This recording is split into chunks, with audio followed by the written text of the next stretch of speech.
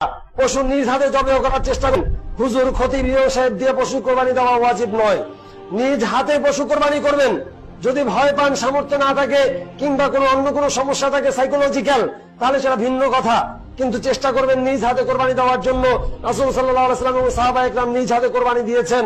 খতিব সাহেব আসবে, মাদ্রাসার স্টুডেন্ট আসবে, অমুকে আসবে, তারপরে তার হাত দিয়ে কোরবানি দেওয়ালে বেশি বরকত, বেশি ফজিলত, ব্যাপারটা এমন নয়। আপনারা ছোট্ট দোয়া বিসমিল্লাহি আল্লাহু আকবার বলে কোরবানি দিলে কোরবানি হয়ে যাবে। আরো অনেক দোয়া রয়েছে, তবে শুধুমাত্র আল্লাহুম্মা তাকাব্বাল মিন, হে আল্লাহ কবুল করো আমার পক্ষ থেকে, যদি নিজের হয় আর যদি নিজের পরিবার হয় তাহলে আল্লাহুম্মা তাকাব্বাল মিন্নি ওয়া মিন আহলি বাইতি বলে বিসমিল্লাহ আল্লাহু আকবার বলে কোরবানি দিলে কবুল হয়ে যাবে ইনশাআল্লাহ। নিজ হাতে কোরবানি দেওয়ার চেষ্টা করবেন। বর্তমানে একটি বিষয় সরকারের পক্ষ থেকে বারবার বলা হচ্ছে, 18 বছরের নিচে যারা রয়েছে তাদেরকে যেন কোরবানির কাজে ব্যবহার না করা হয়। আমরা এখানে স্পষ্টভাবে বলতে চাই, জাতিসংঘ বা বাংলাদেশ সরকারের আইন অনুযায়ী শিশু বালেগ হয় 18 বছরে, কিন্তু কে কত বছরে বালেগ হয় এটা আমরা সবাই জানি। ইসলামের বিধান হচ্ছে যখন থেকে স্বপ্নদোষ হবে তখন থেকে বালেগ।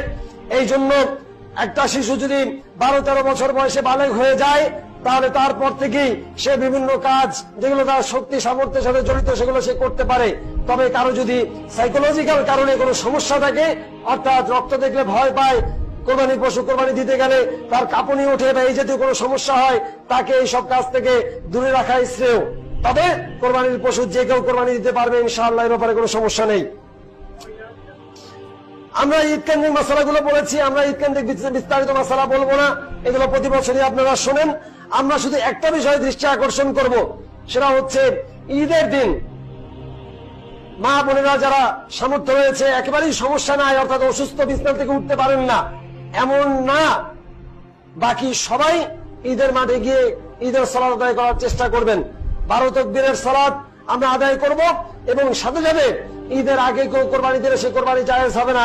ঈদের সালাতের পরে এবং খুতবার পরে তারপরে গিয়ে কোরবানি করতে হবে, তাহলেই কোরবানি জায়েজ হবে।